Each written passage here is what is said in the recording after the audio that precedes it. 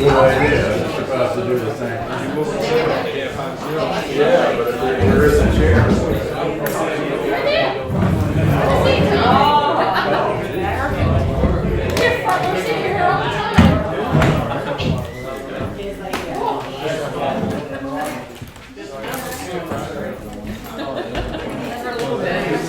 Yeah.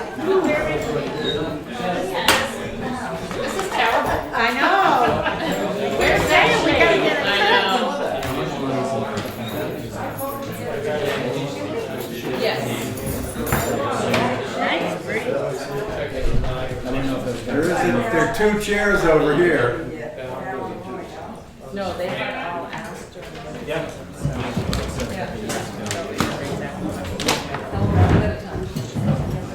Yes, exactly. It's not.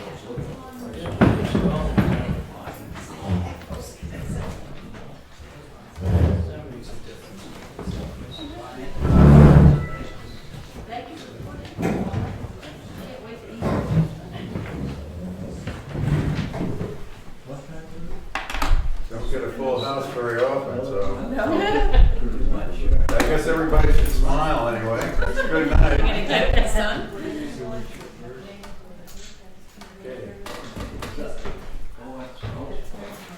Ooh, that's a nice breeze.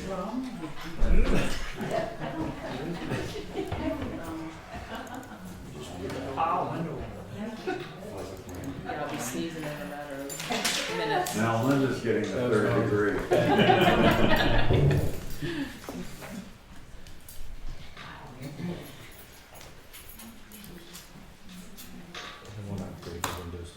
No. Make it go away. Right. Yeah, but it Not doesn't. yet. No, On these, you text them. But it'll come right back. Yeah. Well, I can't on my personal one. Are you ladies all set? You join us for the public, To the flag of the United States of America and to the republic for which it stands, one nation, under God, indivisible, with liberty and justice for all. Thank everybody for coming tonight, especially the people that are out in the hallway. First, we have a public hearing to expend the capital reserve expenditures for invasive species. If I have it right, Balch Lake is looking for $7,500. Bellow is the same, and our with the Lake Host program is $13,500. So I'll open the public hearing for that. This board supports the lakes dramatically. It is really where all our tax revenue comes from, so I think this is a great means. A lot of people feel we just give the money to you guys, but really I think you guys all earn it. So in lieu of spending a couple of hours listening to everybody tell us what they do,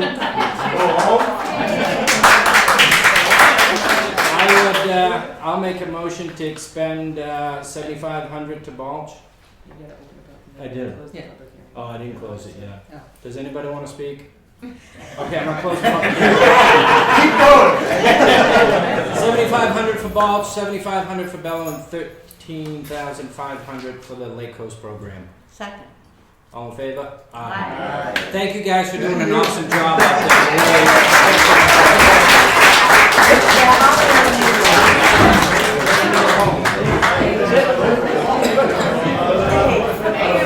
Oh, I thought they were gonna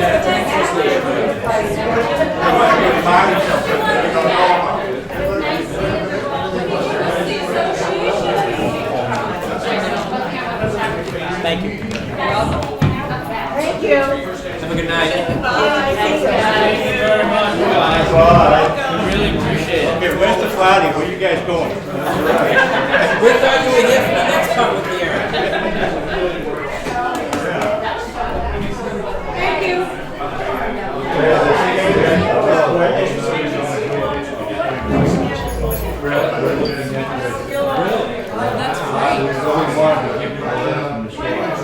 That's great. Yes, that's great. Yeah, finally. As you guys know, it's a weekend, don't let everything play. Anytime you can have a to. Yeah. Right. So, You gotta keep, right, you gotta keep everything with it. Gotta Appears keep to be, on it. so hopefully Yeah, keep up. definitely. Have a good day. thank you. Thank you.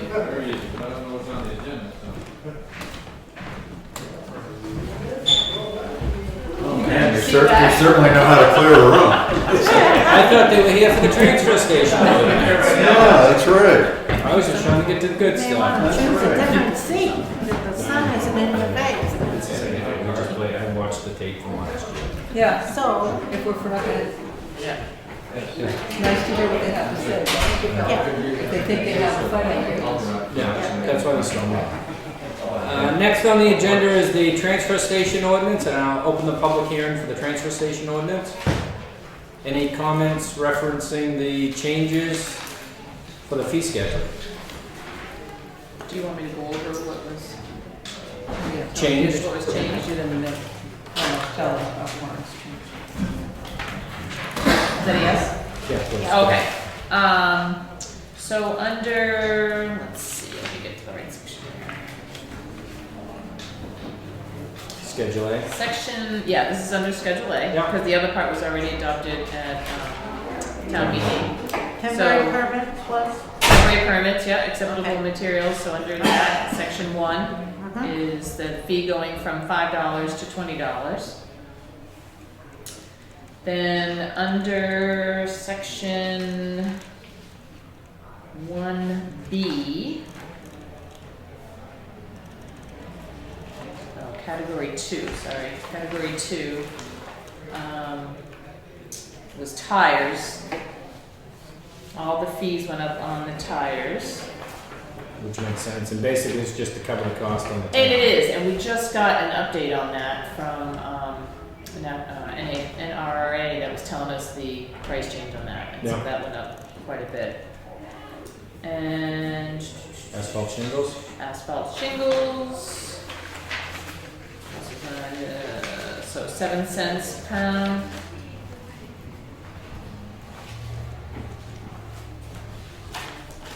And then we put in there that if it's, it'll be rounded. Yep. Because it does make it an uneven, or it could make it uneven, so if it's less than 50 cents, or if it's more than 50 cents, round to the nearest dollar. Computers and televisions, added a section for flat screen TVs. In 3 We locations, didn't have depending on that the before. sizes. Mhm, Yeah. depending on the sizes. And I think that was about it. There was a copy of this on the website? Not yet, Okay. no.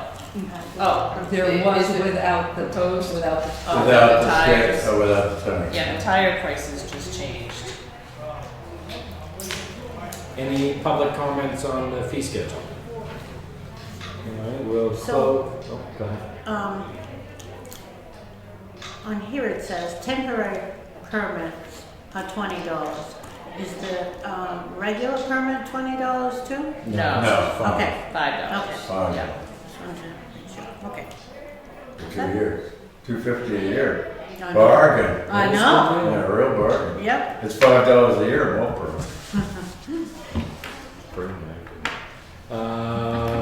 If we have no public comment, then I'll close the public hearing, and I'll make a motion to accept the Schedule A changes. Second. All in favor? Aye. Next on our agenda under appointments is Mr. Saunders, who has been working on the transfer station layout. And we've got a couple of options to think about down there. Yeah, I don't know if this is, hopefully this is gonna work. It So is, what's that on? I did it. What's it under?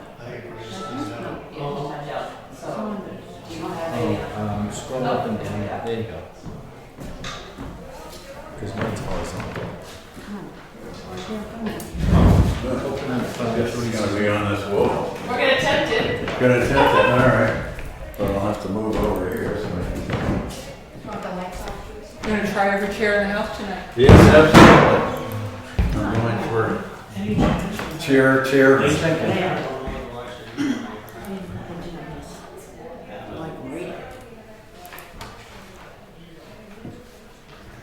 Okay. Oh, I usually expand that up to 100 or Oh, Bigger just in case. okay. 125. Mhm. Somehow I get rid of that thing on the side. They just don't put it out, so it's like a piece of paper. I know, I set it up at like 5.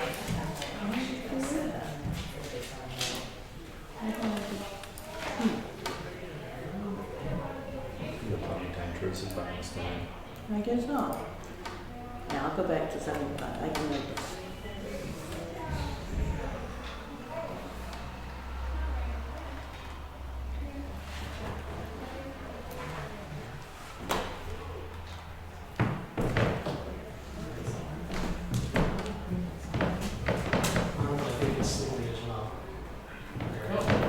We've got to get a Clerk for that. Summer is here. We Yeah. need it. Did you bring your laptop? Is this one? I bet it's a Yeah, I don't know. thousand dollar question. I should be able to see Put it that. in there and I I should be able to see some Yeah, in they've it. got them upstairs, Yeah. like that. That's what we need. We use this. That's good enough. It's just right here, I don't know what we're gonna. Oh, and where is it? Is it angling up to? Yeah, it's on the ceiling. Yeah. Oh, there it is. I see Okay. Dell on the There it is. ceiling. Yeah. I put that, I was like, oh, Hey dude, you got a Dell.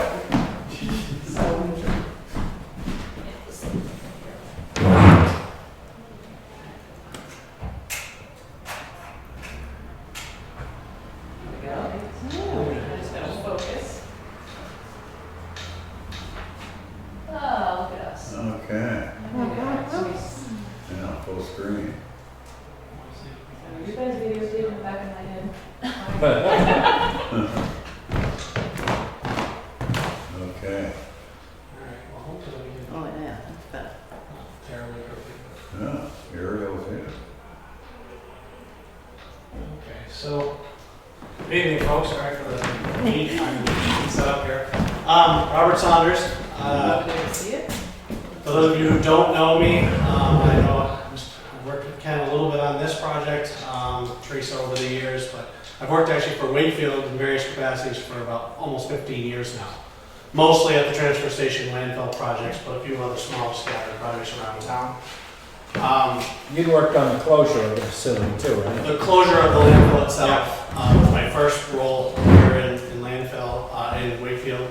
And over the years, I've been in various town administrators. Through the years, I've been drawn into a few other things. But most of my role here in Wakefield has been down at this facility, both the transfer station and the landfill itself.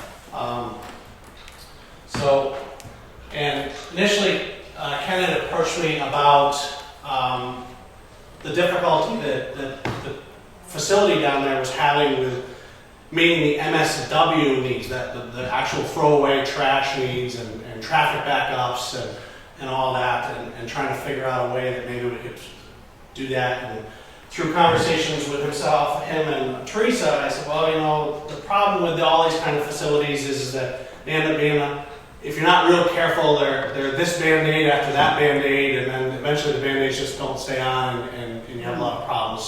So maybe it's a good time to step back just a little bit and look at the facility as a whole, and look at what had been proposed to me, and then look at what maybe is a better idea for the total facility in terms of long-range planning and making sure that we can meet the needs for today as well as the recycling markets change. And so this presentation this kind of just come out of that a little bit in that design effort.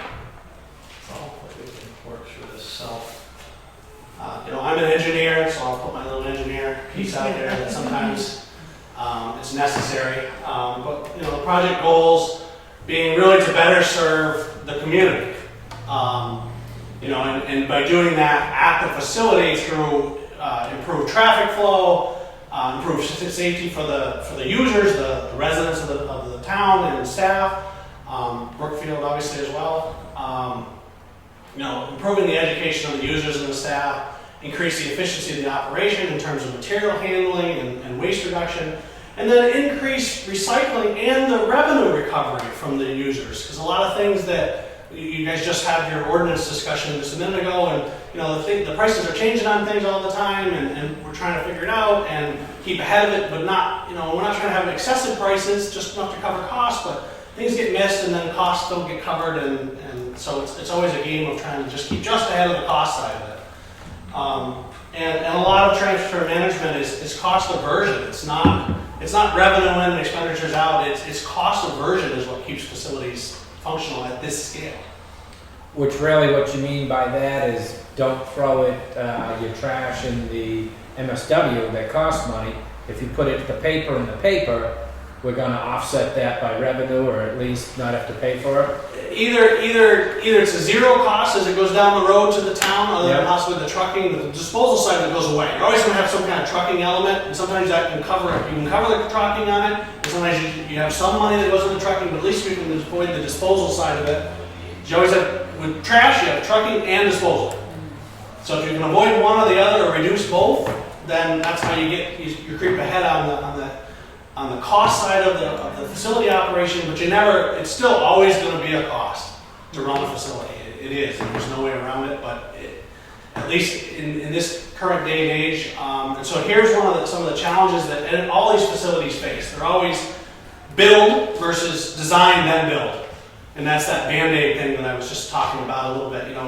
It's really easy for facilities, and there's a lot of Yankee ingenuity goes into these things at the local level particularly, where guys say, oh, we need this. And then they build something, and it works great for a few years. And they tweak it, and they add on to it, and then eventually it just doesn't work anymore for what you're trying to do. So challenges are that mentality that comes into these types of facilities all over. This is not just a Wakefield situation. Facility site constraints. That facility down there is a long linear site. You got a lot of wetland stuff going on one side of the facility, you got railroad tracks and utilities on the other side of the facility, and you're sort of trapped in this linear corridor of working to try to maximize that. You've always got DES regs, not just as they relate to solid waste, but as they relate to wetlands and disturbance and stormwater and everything.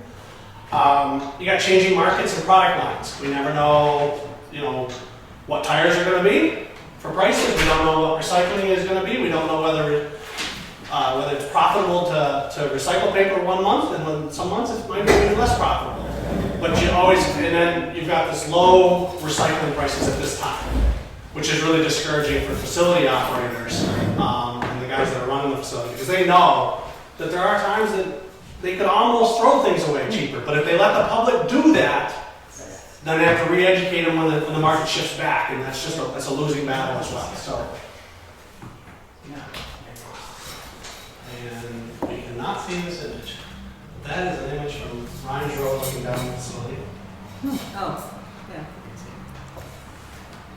So, town dynamics, and I'm not really telling you guys anything you don't know. We have about 5,000 people live here year-round. You've got the potential for 15,000 who's in the facility during the summer, particularly when you factor in Wakefield's population. And with that 15,000, you've got new users every few years at times, when the economy's good and things are turning over, and when the economy's bad, things turn over even faster sometimes. So you got new users coming on, and then you've got the vacation mindset of a lot of your users. I'm on vacation. I don't want to do this recycling. I got to go to the transfer station, and it's going to be crazy on Saturday. And so, you're working against a dynamic that's not always the easiest to work with, but you've got all these lakes, and you just had a public hearing about the lakes, and it's part of what makes Wakefield Wakefield. So your facility dynamics, you've got 3.5-ish full-time employees. I know that's not quite how they're paid, but that's how they work down at the facility.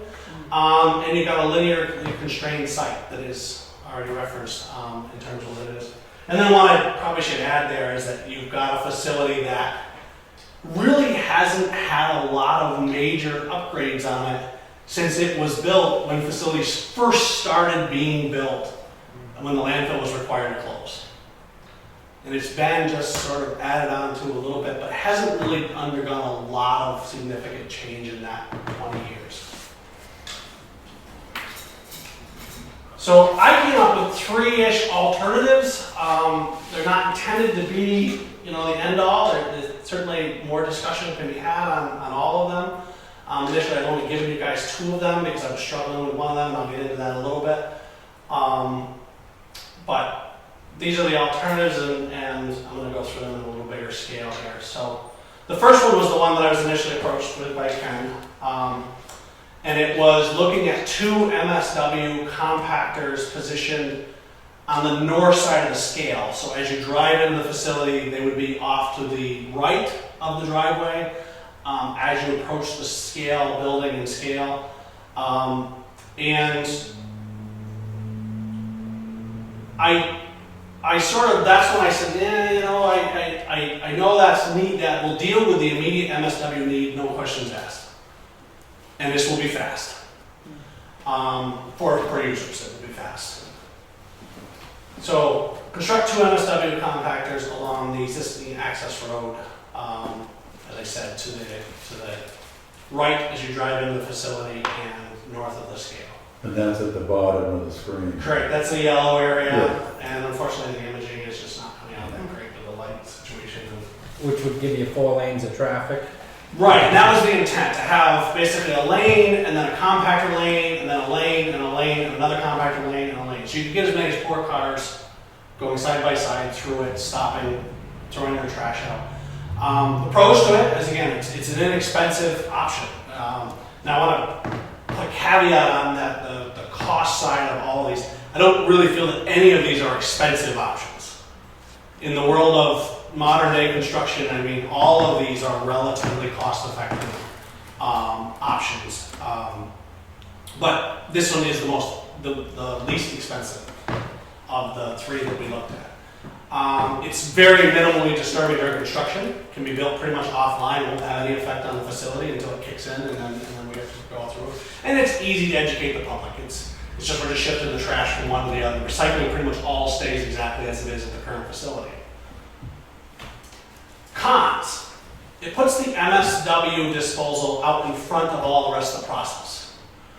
And why that's a big con in most facilities is when the public comes in, they got all their recycling and all their trash in their car, and they look up in front of them, and the recycling center is 4 cars wide, and nobody's moving, and it's Saturday morning, and they've got someplace to be, and everything in their car goes in the MSW bin if they can get away with it and not get caught by an attendant. So it's that battle of cost avoidance. If they throw it in the trash, now we're paying trucking and disposal on that trash instead of getting it into the recycling, because they're looking at it going, I don't have 25 minutes to stay here today. So that's a real difficult thing to do, and the only way to battle it is staff and management of the users of the facility. But you would have to have your recyclables bagged at that point. You're not going to dump paper and cans into that. Well, So you left your house with the intention of not recycling. yes, in most cases. Exactly. And that was our main concern with that, is that the MSW's first and your recycling's upstream. But If they come in and they have a way to get rid of it, they'll do it. Oh, yeah. And they might not be perpetual violators of this. They might just be, I don't have time for this today, and then there it is. It's all in your MSW hopper. And once it's in there, you're not going in and getting it as a staff member, because, even if you wanted to, because it's just not a safe situation to be in. Right. So it creates a scene. Excuse me, in Milton, didn't they have the staff remove the trash and put it in the compactor? When Milton made his presentation about using 2?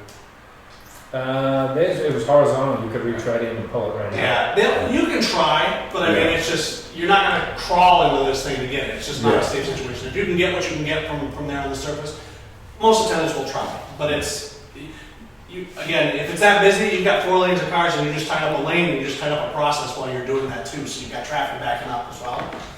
So, and then it makes the facility considerably more linear than it already is.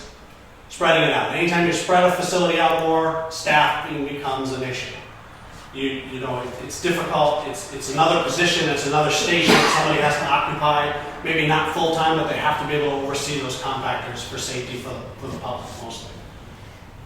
So the conceptual cost on this is around $155,000. There's a little bit of assumptions on that. We know we have some materials on site. It's a pretty easy thing to build. The fill is right there to the north of that, so on the bottom of the screen of there is fill that we could put into this facility. We were looking at options that involved, or I looked at options that involved even using some of the glass that's on the facility for some of the aggregate that goes into this. So that's a way to reuse that existing product line and take care of that. So if we had to go out for hard costs, it might be a little more than this, but I think there are some cost savings we had on site with some of the resources we have available. Did that calculate in paving? It does have a number in there for paving, but I also assume that you used like your current paving contract price. Yeah. You know, you didn't go out and get, you know, Joe Diddley's paving to come in and everything's $5,000 until it isn't. You know, you worked within the current confines of your highways budget's paving price that will be established through however you folks do that this year. Alternative 2 was, this is going to be a little tough to see, but basically looking at the way the facility is laid out. Let's put it up here so we can read it. It relocates several elements of the operation to be adjacent to the existing scale. So rather than have that large open area that's currently to the right of the scale as you go into the facility, we look at bringing the demo cans over to that side. Now I understand the demo can wall is struggling right now. Structurally it's got some issues. If you look at the size of the scrap metal that's up in the upper center of the project right now, that's the scrap metal pile that was in when this image was taken. Yeah. The first image I showed of the facility aerially, that pile was about a third that size.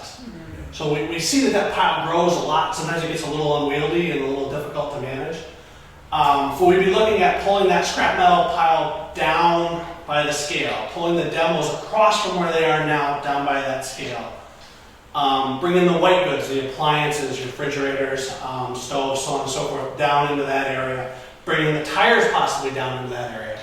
And the thought process on that being is that we'll separate the commercial and pay side of the operation to be down closer to the scale, where things have to get weighed, and then they get paid for it, and then you get weighed in, you get weighed out, and you pay for it, or you come in with your refrigerator and you pay for it. And to allow the existing facility and operation to center more back on the residential use, residential recycling, residential MSW. So the pros, and then put one MSW compactor up by the top of the screen, if you will, where the yellow starts again. And I'd like to just say on that note, it doesn't have to be there. It could be similar to the existing compactors that are at 2 levels, in line with the existing ones, where I think you guys have some shingles right now sitting in that area. Or it could be a horizontal at-grade compactor like the first option was. Those are much cheaper than the both dual grade ones, but there are pros and cons to both approach. So the pros, keep the MSW at the end of the facility, at the end of the recycling, where you don't have that situation that I already described where all the recycling ends up in the MSW hopper.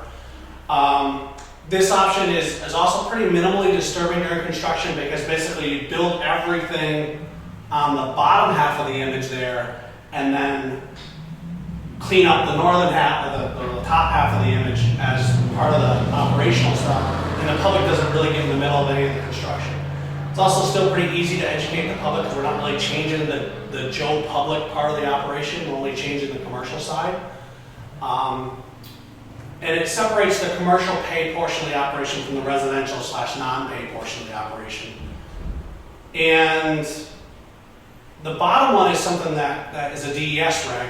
It gets a number of the things off the ground that are currently on the ground. DES is starting to come down a lot harder on facilities for things that are on the ground. Your vendors are also going to start coming down harder because it's more, the dirtier the recycling is, the less they want to pay for it. So there's a couple things that work on that regard toward trying to get things up on concrete pads, up on paved areas where we can control the stormwater and the dirt and the cleanliness of the facility. This makes the facility a little more spread out, but not as much as the first operation. So from a staffing standpoint, it should actually be a little easier. But it does require a way to turn vehicles around way at the end of the facility, on the southern end of the facility, which unfortunately is at the top of the image. It's What's that?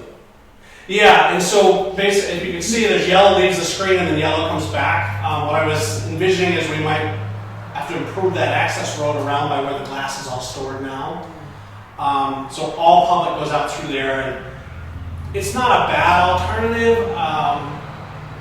It's certainly doable, but it does put the public in a place in the facility that they currently don't go now, and it's a little difficult to watch. And we may have to look. We may want to look at a CCTV cam or something just to make sure the public, if they are going around there, they're just driving around and coming back out, and not stopping and poking around and getting themselves in trouble back there. And at certain times of the year, particularly when the glass is being crushed and managed out there, there's other activities going on out there that we have to also make sure we keep them safe from. So, and the cost on this one's about twice what the other ones. It's around $310,000.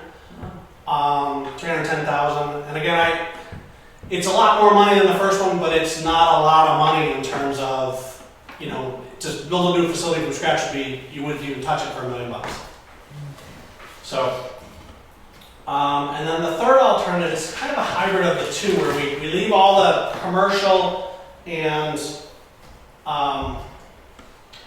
pay stuff down by the scale, so that one man or one person can watch that operation and keep track of what's going on pretty much from the scale house, because you've got a high vantage point to see everything that's going on out there.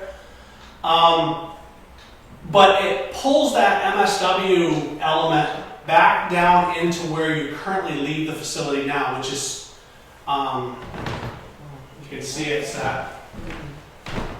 There we go. There's my relation corner. So right in that area. So putting the MSW can in there. So the public comes up through, does their recycling in this area now, and then they make their loop just like they currently do. And on their way out, as they get near the scale house again, we look at the MSW in there. And the only difficulty I have with both the second option and the third option is that I'm really only able to accommodate this one MSW can.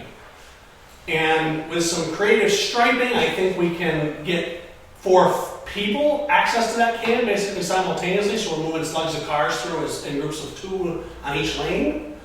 But it's not going to be as fast as the initial option, where it was 2 dedicated MSW compactors with 4 lanes to feed through. I think the big thing with that first option is nobody was walking more than 15 feet with the trash. Right. And that's if you have to go around, and that's worst case scenario. So that's going to move a lot of people fast. It will. And this is what I was trying to get at with this, was trying to, I think we would look at positioning the car so that one, it's like the gas pumps. Yeah. You drive just far enough ahead to get to the pump in front of you so that somebody can come in behind you and get to the one that's behind you, but then you leave as a pair almost. Sure.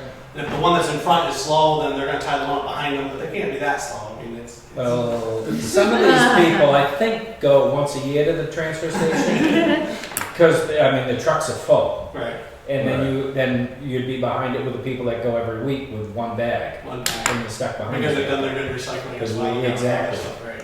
Yeah, it's kind of ad hoc too. It's like, there were lanes, I think, at one time that they watched off, so people just try to decide how far they can get up and go around, so it's kind of hodgepodge. And that would be something critical. Obviously, there would have to be a whole new striping pattern in any option you do, just to educate people again. Yeah. And then once you get most people going, they'll follow the flow as they move through, as the paint wears. But initially, so the pros on this one, again, it keeps the recycling, the MSW at the end of the facility flow. So they've done their recycling, they've got rid of everything else they can get rid of, hopefully, by the time they get to this point, and then the only thing left is really their trash. It is more disturbing during construction, but it's still not particularly a bad disturbance during construction. I think we can easily phase it to make it work. It's easy to educate the public. It's not a big shift in what they do now. And again, it separates the commercial pay portion from the residential non-pay portion, and it gets a lot of things off the ground, just as alternative 2 did. The biggest pro to this option, I think, is it reduces the linear spread of the facility the most. Keeps everything as consolidated as we can and the best vantage points on everything. And people, the staff members that are working the pay portion of the facility can double and work the MSW at the same time, and then the ones that are working the recycling can also still see the MSW and sort of impacting the MSW side versus being way on the ends of the facility. The cons, are just what I just kind of talked about. It is less expensive than alternative 2, but it's still a lot more than alternative 1.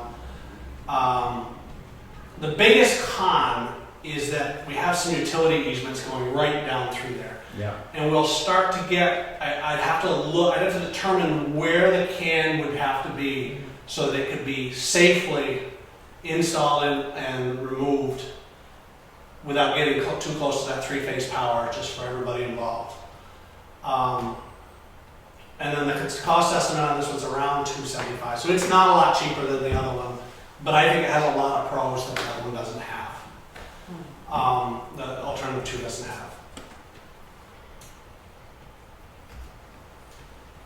And where are we? We left. Oh, there we go.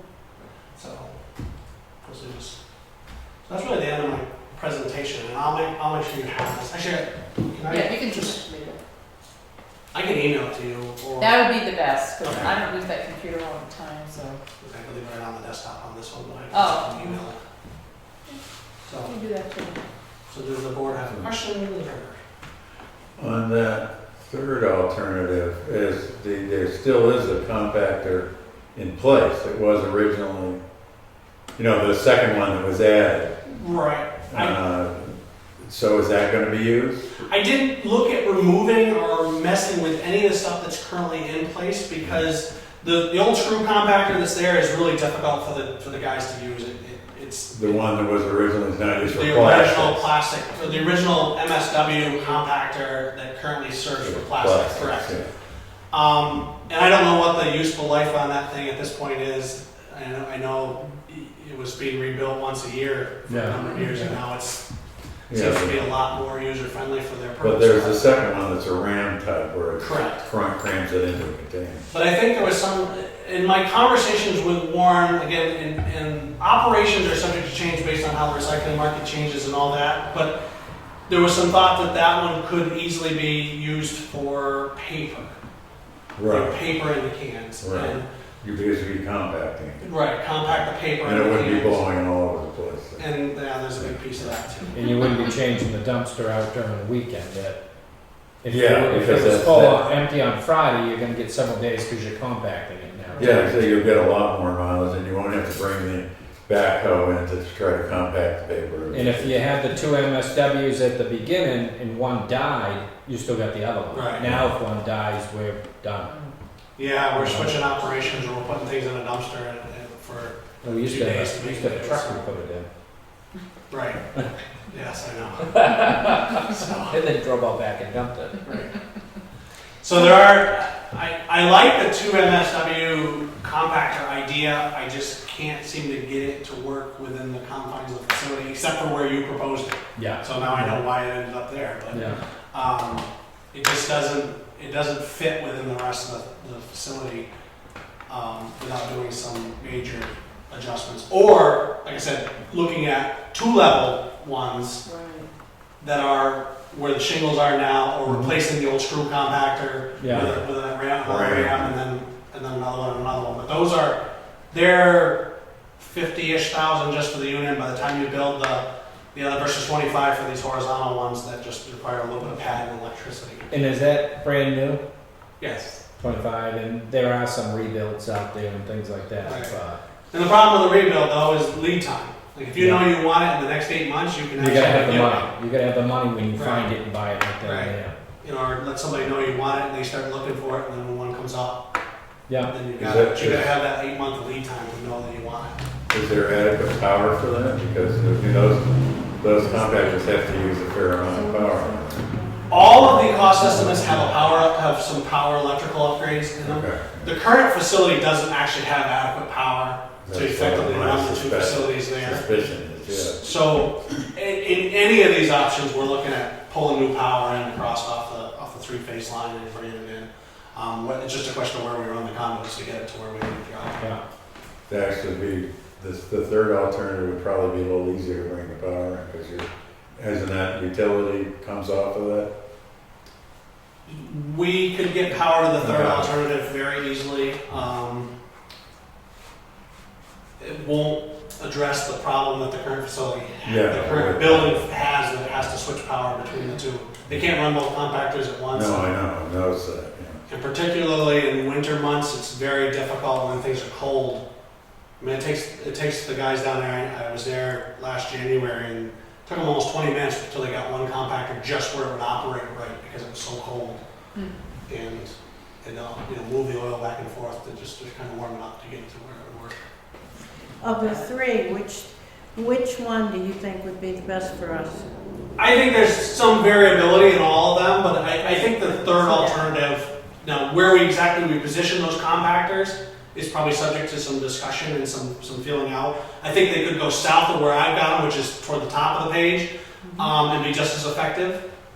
I'd like to look at options that don't put people behind the pole barn, the newest building down there, the garage. Right, well, you have buildings along, drop-off type things along there, but you can move them.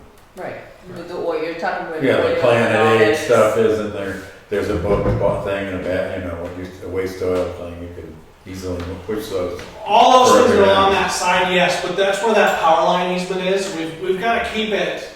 We've really got to keep it inside that power line. So it almost might be where the island is now. Uh-huh, We yeah, just keep it moving up on the page, so to speak, which is south. yes. Normally engineers put north going up. But in this case, I sort of looked at it more as you're coming into the facility, and everybody's used to coming into it from that way. It's like that's the way I oriented it. But I think that MSW idea being along the left side of the page there could be moved up or down the page and be just as effective as long as we can make the cars turn around and get lined back up to it. But keeping it on the way out Yeah, would be the real goal. yeah, you could move the things that are over there now, put them on the other side. There is a power pole on that island right now. It's Yeah. near the top of the island, Yeah. so to speak, the southern end. But it is there. Can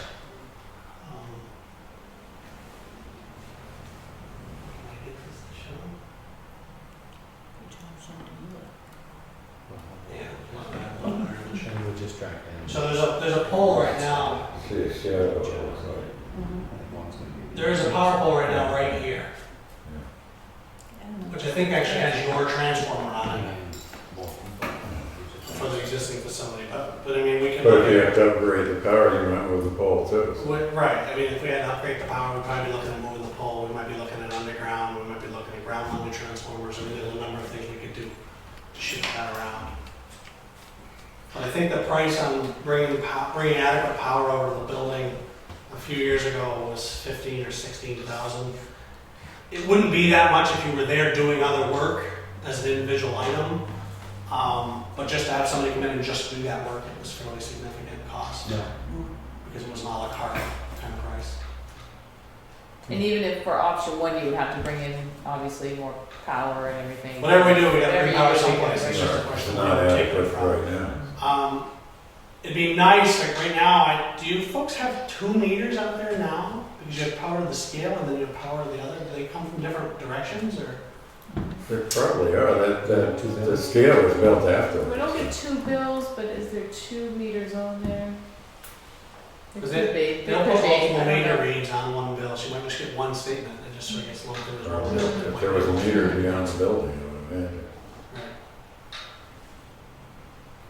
I think what we'll do is we'll print the options out, run by our Public Works Director and Transfer Station Manager, and get their input, and do a walkthrough with those guys down there, and get Charlie back in and kick it around with him, come up with an option, and then you'll do a bid spec for it. I can do that, yes. We can definitely look at putting a bid spec together. We'd have to really have a discussion about how you want to face it too. If you want to build everything at once, or if you wanted to look at building I think Probably the option, logical thing to do would be to build all the pay stuff anything in underground. one phase and get everything underground done. Yeah.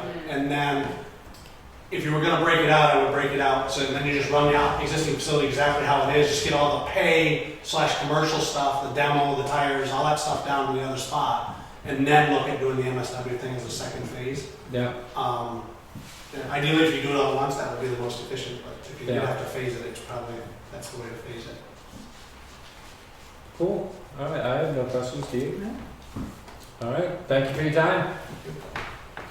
I think the thing that people would notice the most if you manage to deal with the paper problem, Oh, definitely. because that's the thing that just really gets very frustrating. And that's, You take your paper, you go to put it in the container, and a gust of wind comes up and blows it all right out of the Yeah. container. Out of which it. Mm-hmm. I'm surprised there's not paper all up and down Wakefield. Yeah, because I think people do try to Get they it in try to there. retrieve it and put it in, so that there's always something going around, but it isn't as bad as it would be if people didn't try. And I know when Go and actually go up and try to put it below the level of the container, so it'll drop in and not blow up. I'm actually surprised because I know the facility I use personally in my town has a difficult paper situation as well. And I try to shred everything that's confidential, but sometimes when I'm thinking about it, watching things blow around, I'm like, God, I hope that's not Yeah. my I know. statement that's falling around. Well, Wilbur does it in a building, so they don't have that, but they have to have a bobcat in the building because it builds up. So they have to bobcat it out, put it in a container somewhere else, so it's more labor.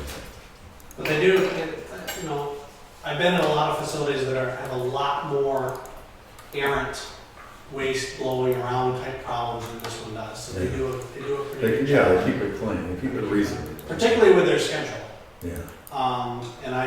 And by that I'm not looking to change anybody's schedule ideas about the transfer station. So, but the fact that they're open till Monday and then they don't come back and get their day of cleanup till Thursday, they run that risk, all these things moving around on them 3 or 4 days that they don't have, versus if they were to come back in. Right. Some facilities, their cleanup day is the next day after they're open to the public, so they can get ahead of that. Right. Right. Instead of at the end. Right. Instead of before they started with the next time. But those facilities have the same problems. Yeah. Well, trash is trash. Sorry. No, but I mean, cleaning it up on the next day, the next non-public day doesn't seem to address the problem as well as you can. Yeah. Anyway, folks. Awesome, thank you for coming. Thank you. Thanks. And I will Thank email you. it to you. Okay, that'd be great, Robert. Thanks. Next is Mrs. Wiggins for moving the water tower, the bid for moving the water tower. This is Do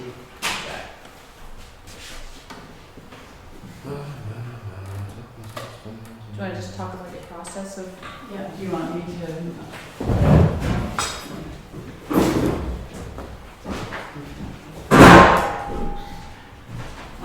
Safety first. Up here, I sit back here, we, as you know, put it out to bid. I had 3 inquiries. One man also called that is from the companies that collects all the various bids for contractors and then gets it off to the different companies. We only had 1 bidder when we opened the bids, and then subsequently we chatted with him and did some modification. And the what you have in front of you is what we came up with. You've seen this before, I think. Kenney, I don't know if you were here before, but that's what the tower looks like. How tall is it? It's about 42 feet. I guess my first question is have you acquired a building permit for this? We went before the planning board and had a meeting. We will get something. We were approved. There were no issues. I thought the maximum height for structures is 35, but there could be an exception in there for some. Well, what we did the same thing. What they suggested is we did the same thing that the school department did, and it was just a notification of a public hearing and a notification of what we were doing. We did have others there, we answered the questions, everybody was satisfied with us going forward. And But then that doesn't exempt subsequently- you from the zoning ordinance, does it? It does apparently. There was an RSA, I didn't anticipate that coming up tonight, but they had the RSA that allowed the town to do what we were doing.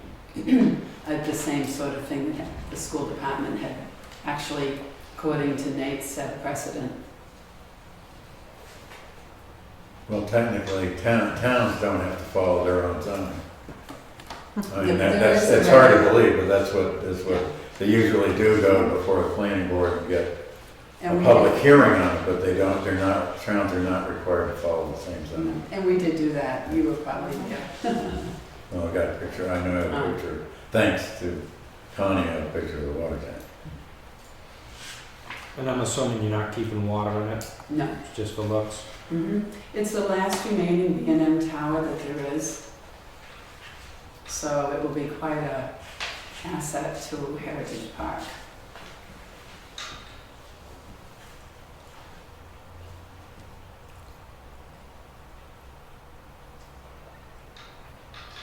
You okay with it?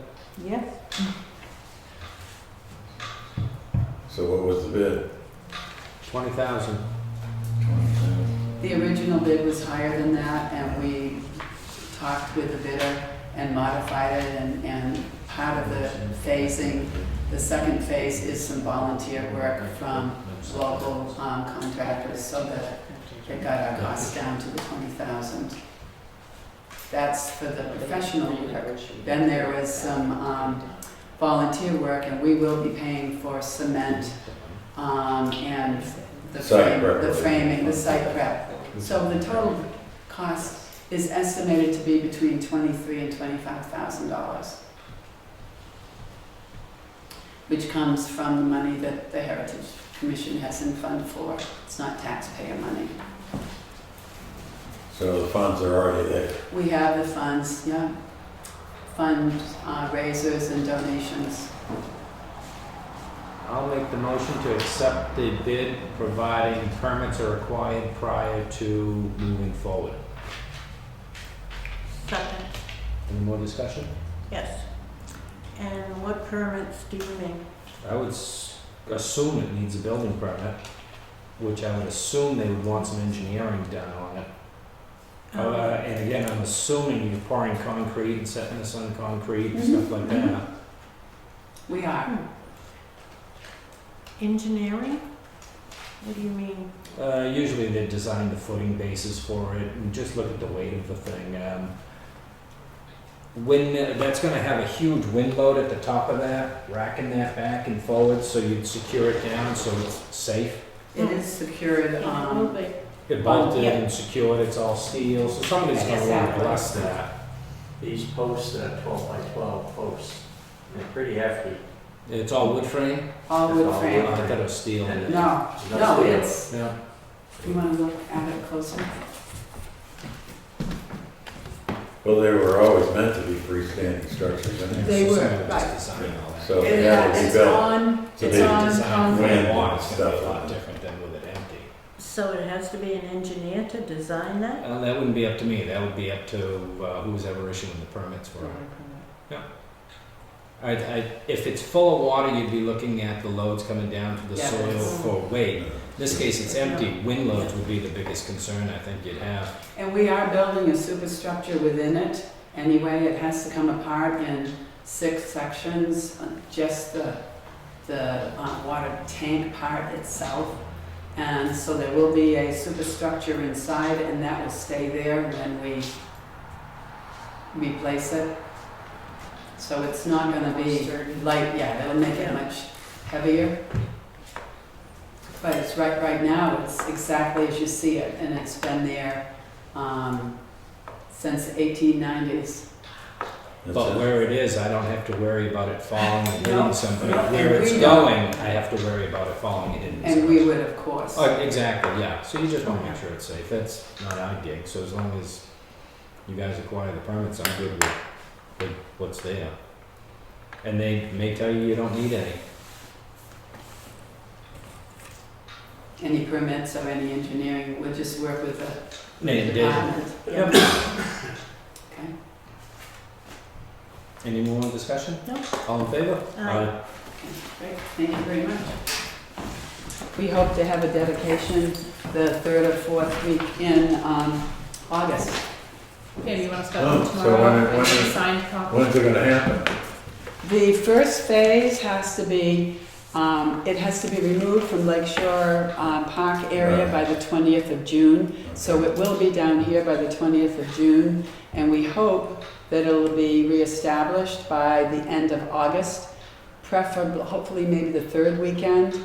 If it's not, we have a 30-day extension into the end of September that we've allowed the contractor at our discretion. Okay. Well, let me know when there's a photo op. That does bring up, Let me know when there's a photo op. the truck. Okay, absolutely. that does bring up one question for me Yes. though. And I knew that it was coming by June 20th. Right. And the location is kind of to the back, to the Mhm. side. Can we just make sure that that's all kind of fenced It off? will be with caution tape, absolutely. Caution tape and all that. We've for already- visitors this summer that, Yeah, we've already curious. required that. okay. We all right, discussed it, okay, yeah. good. I think that's During an insurance construction, thing. Well, it's gonna sit there for a while, While and then they. some of the site work Okay. might get some of the site done work prior needs be to it even coming over here, depends on availability and, Yeah, and then and the the foundation crane. needs to be You done. realize tomorrow's the 9th. hmm? You realize I tomorrow's the know it. 9th and I you're know 20th at 11 days. Right, well, but we accepted the bid, and the contractor knows and is making the arrangements that need to be made. Yep. And I believe the crane might be arriving over there on the 12th. So everything was coordinated with the signing of this and getting the insurance in. Yeah, I was just gonna say, make Yeah. sure, because I have all those Mhm. limits in here, that I've he already- knows I all s- of those. When I received this from you Yeah. yesterday, I forwarded it to the contractor so they know exactly what we need to have. Okay, and then if you wanna stop by and get a signed copy, so you can get him to sign it and then Mhm. back there. Tomorrow? Yeah, Yeah, I can do yeah, that. at the end of the day. Okay, great. Thank you very Awesome. much. Thanks for coming. Public comment. Unfinished business. Be quiet. New business. Warrants for unlicensed dogs. No, I know what Charlie's not here. Good times. Yeah, it's on that list. Are you on the list? No. So is Charlie on the list? Is I that hope what- not, no, I okay. don't think so. I didn't look. It must be in. it's not- Oh, I don't know what type of order it's in. Oh, probably by old tag number, no? That's alphabetical by the dogs. No, sir. Just no. Oh, come on. So how many Fidos are there? That gives a total of how many unlicensed, but there's still quite a few, as Yeah. always. Yeah. And it's cheap to license them, and the whole theory behind it. Yeah, but you do have to have the rabies, that's the. Yeah. So this basically makes it, if the selectmen sign this, gives the permission of the animal control officer to now serve civil forfeitures after June 20th, and within 20 days of that time. So if you haven't licensed your dog, before you get your civil forfeiture, you might want to. And how much is the civil? Civil forfeiture is $25. And just make sure you have your up-to-date rabies certificate.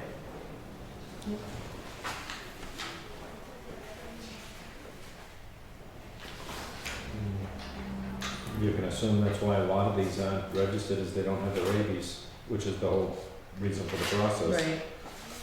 Well, they have clinics up at Tractor Supply, you know. We have clinics here. Yeah, and here too. No, Yeah. they're more now than there used to be. Yeah, definitely. Because that was the big barrier. People would get the rabies. Didn't need a motion for that? I don't think I so. don't think so either, just.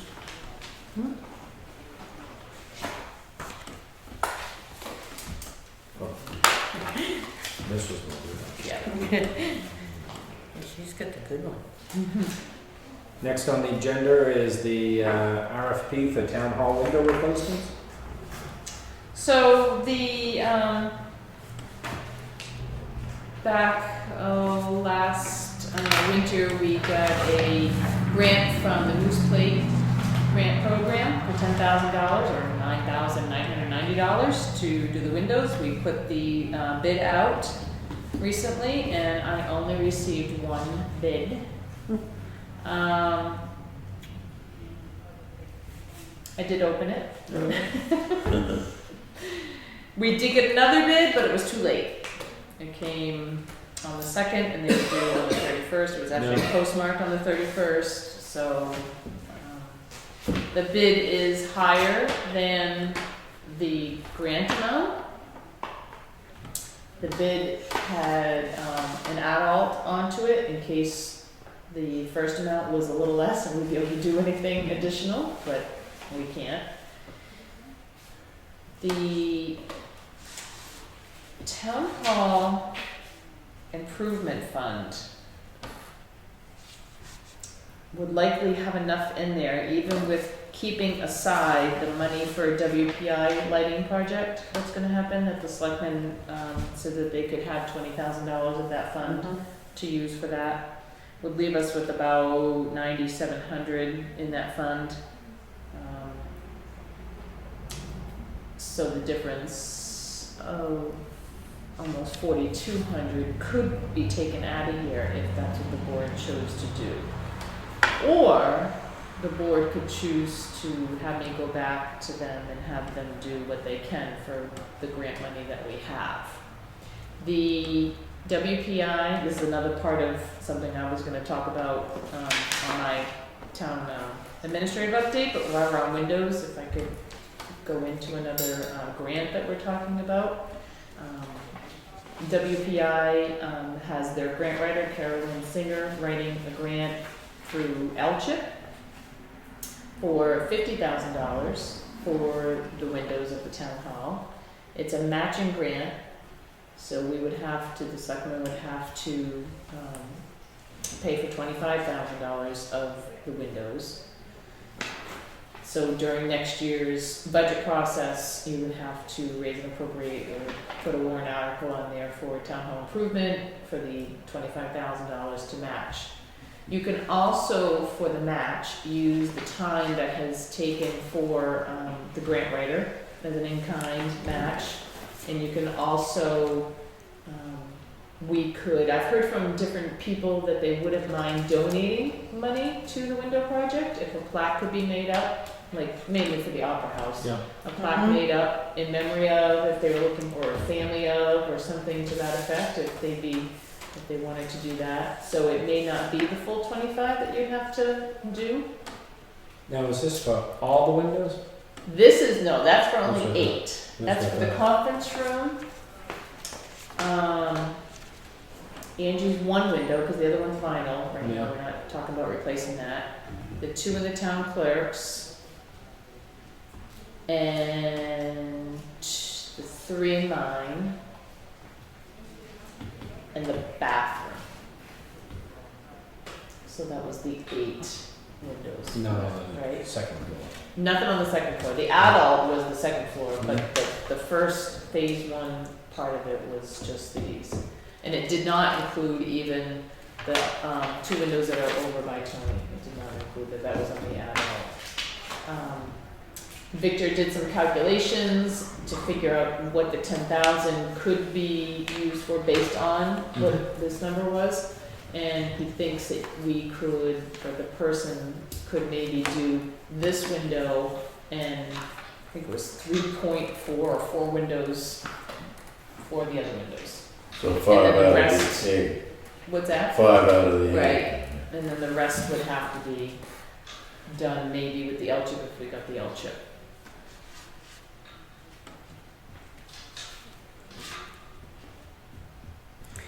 And in here, are you talking about these windows here too? Yes. These long ones?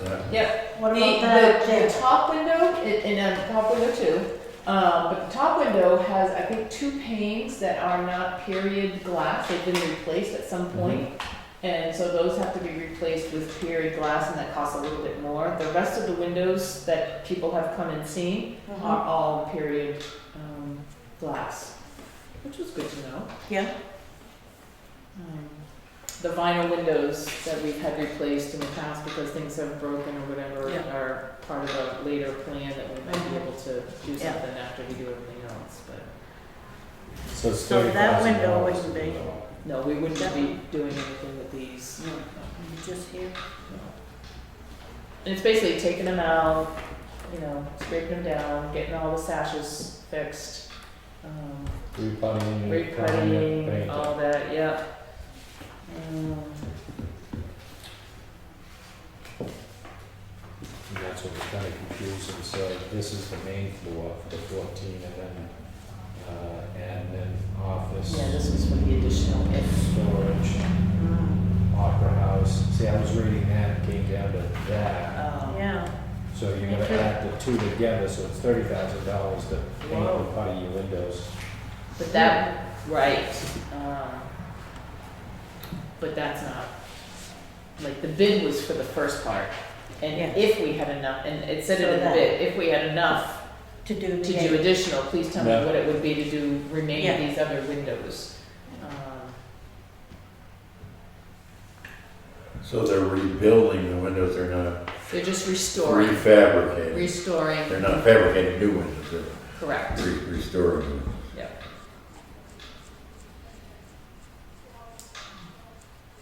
Storm windows are good, everybody has said, so, and they can do all the work from the inside, so nobody would have to hire a lift, Oh. which was a savings. Mhm.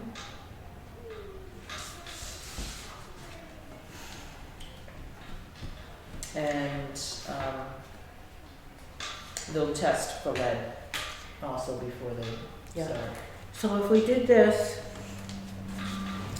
and then they got the grant for the 50,000, we'd have to do an additional 25 for the rest of the windows? Well, if we do this, this isn't including the full, the 50,000 is for everything but this, Yeah. because they were figuring that we would be able to do this. So we Right. may still be short on some windows, even with getting the $50,000 grant. We don't know if we can get all of the windows done. I actually thought that was pretty reasonable.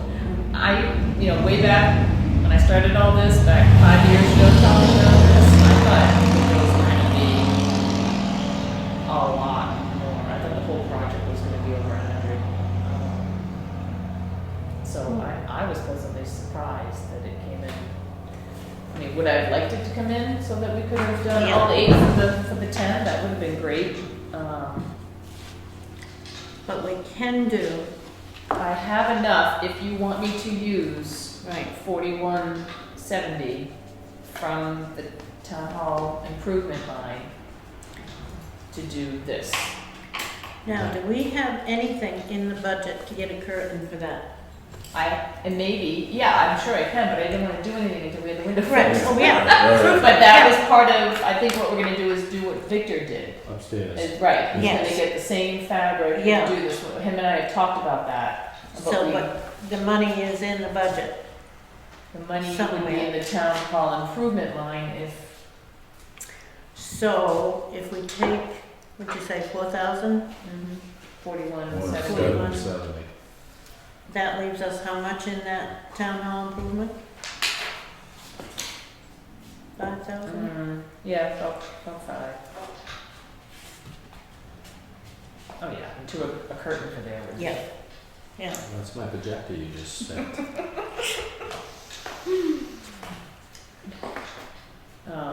Now, my initial thought on this was just put it back up to bid. But my concern with that is I had 4 people come and look at this. I sent it out to quite a few. And they're all people that were listed on the state site.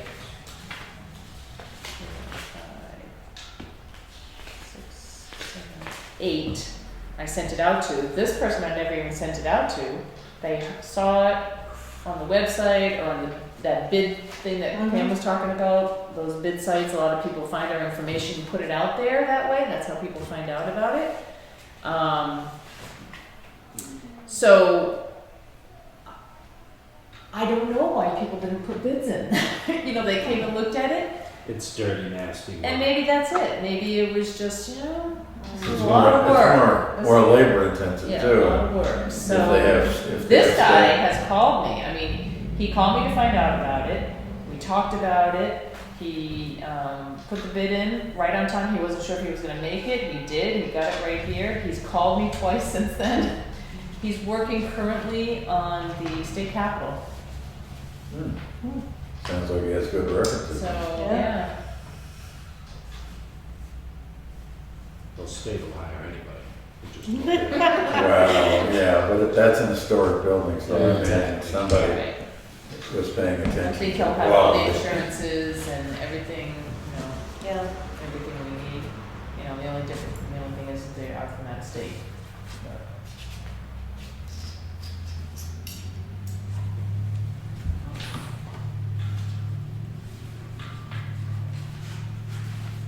What do you think?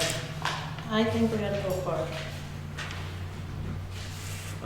In motion to accept Alpine Environmental's proposal for $14,170, providing they're using quality primer and paint. Second. And I guess that makes me the judge of quality. So find out what type of quality primer and paint they're using. Quality, primer, and paint. I'm gonna let you know. Yep.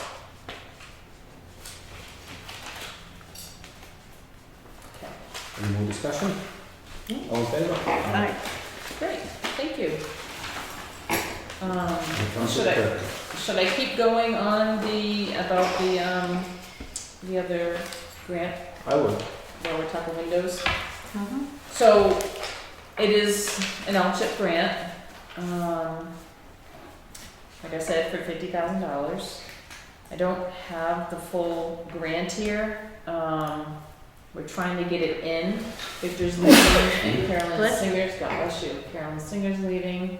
Victor knows all about everything that has to be done afterwards, because he's still doing it for something else that got done up in the Opera House. And every year, it's a stewardship program, and every year you have to send in for 10 years After. a Yeah. report of pictures and what's been doing, what's happening with the town hall. I've tried to tell him about the flooding. I told him about all kinds of Yeah. projects that we're doing here. They applied, I guess, a few years ago for this through L-chip and got no response. And the only reason they decided to do it now, again, is there was a group here from the Historic Register Place and the Historic District, all the history people in Concord last spring.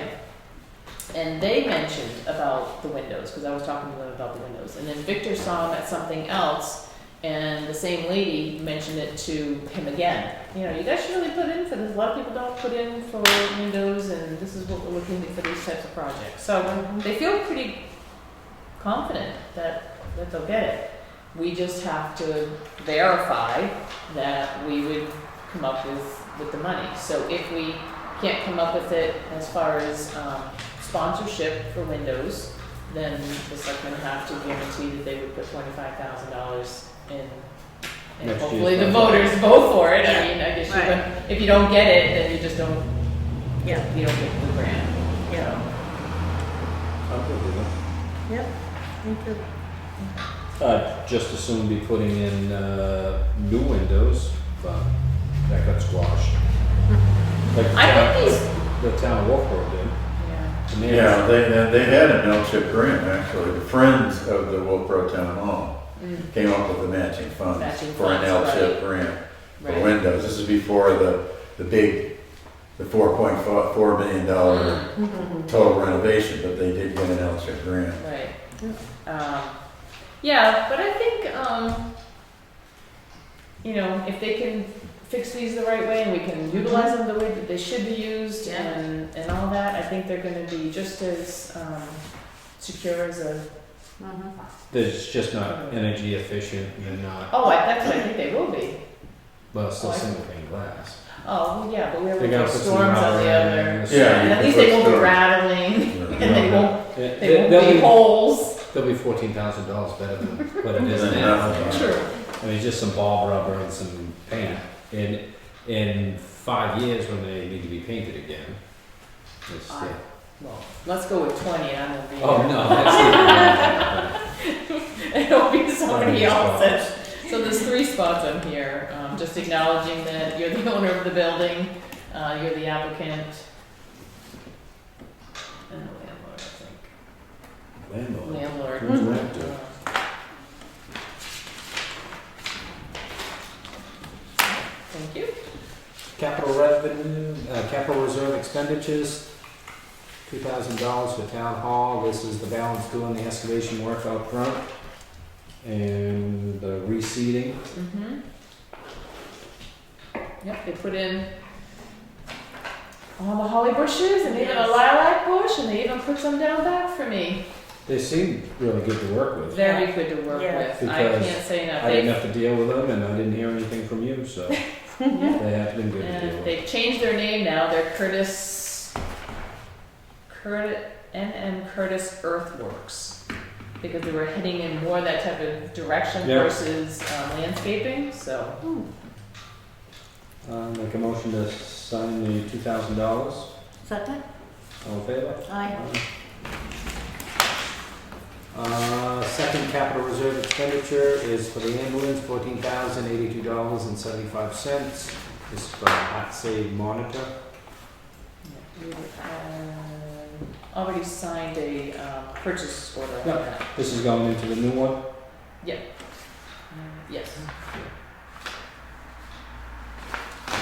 Make a motion for that. Second. All in favor? Aye. Thank you. Correspondence, none. Unscheduled public any public comments? You can go ahead. You're I'll have to prepare something for next time. Town administrative update. So now I only have one thing left. I don't know if you've heard of our new nonprofit group in town of volunteers. They're called the Pride of Wakefield Club. A group of people have gotten together and are trying to clean up the roads, clean up. They've been putting flowers in East Wakefield at different businesses if they're willing, if they want them. They've helped paint some businesses in East Wakefield that wanted to have some painting done. They're willing to help any resident that has doesn't have the capability to paint their house or side their house, or they need stuff removed from their house. And they're just a group of people that want to help Wakefield stay and look beautiful. In doing so, they have stuff they've picked up, like TVs and couches and stuff like that on the side of the road, and have been bringing it to the transfer station, and they have been paying for it, but they want to know if they could get waivers for that type of stuff that they would be So my policy on that was similar to the Maples and things like that. I think they need to file a police report that they're picking the stuff up. Otherwise, it's an open-ended, this is how I get rid of my stuff from now on. Well, and they did have a place that was, they say, out by Woodman Lake on 153. The items had been there for over 2 months. And it was an old chair and an old console TV that had been abandoned. On 153 or out in the woods? No, on 153. I find it hard that the DOT didn't pick that up. I mean, usually those guys are right on top of anything that would be on the side of the road. I don't know how close to the road Yeah, it it was. wasn't in the right of way. It wasn't I don't think it was in the Right right of way. They would turn there, they Right. would ignore it. So, I mean, we don't want to encourage throwing stuff away on the back roads, which we always have refrigerators on our road and tires and things like that because of the convenience of it, probably. right. So if they were out on, say, even like, I don't know, any of the roads in town and something was discarded or that's technically, I guess if it's in the right of way, it's DOT or the highway's job to go pick it up. And that would be their job to pick it up. If it's somebody that can't afford the fees and Right. they're going to their house to, 15 people for 3 days cleaning stuff and bringing it to the transfer station, I guess come in and ask for a waiver individually for a case-by-case basis. Case by case. I mean, you hate to discourage anybody from doing something nice, great, kind-hearted, but it just opens the door for this is how I get rid of my stuff without paying the fees. Mm-hmm.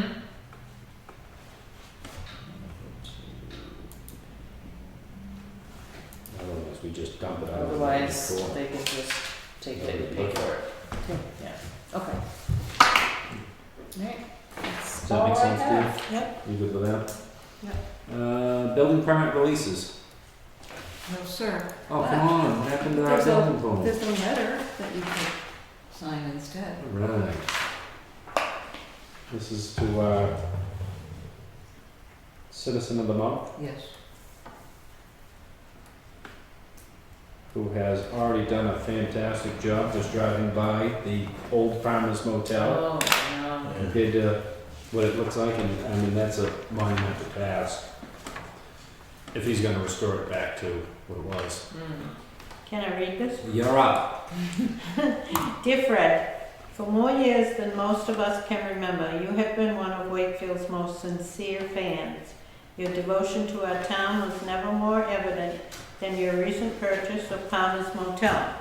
We heartily applaud you in your attempt to eradicate behavior at the motel, which adversely affects our town's reputation, as well as your goal to reestablish the motel as a viable enterprise and source of pride to our community. On behalf of all our residents, we thank you, Fred, for your effort and wish you only success in your endeavors. Nice job, Toni. Yep, that's a good one. Best of luck, Fred. Yep, That's a handful. definitely. Treasurer's warrant, PR 15, $67,473.12. I'll make a motion to approve. Second, all in favor? Aye. And treasurer's warrant, number 17, $797,940.48. I'll make a motion to approve. Second. All in favor? Aye.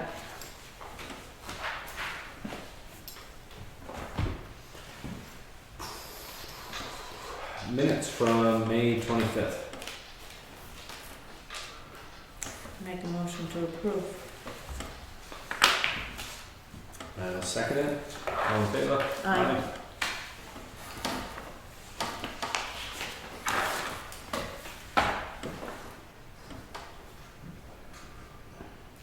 I believe that's all we have. That's all I got. I thought we would be here until 10.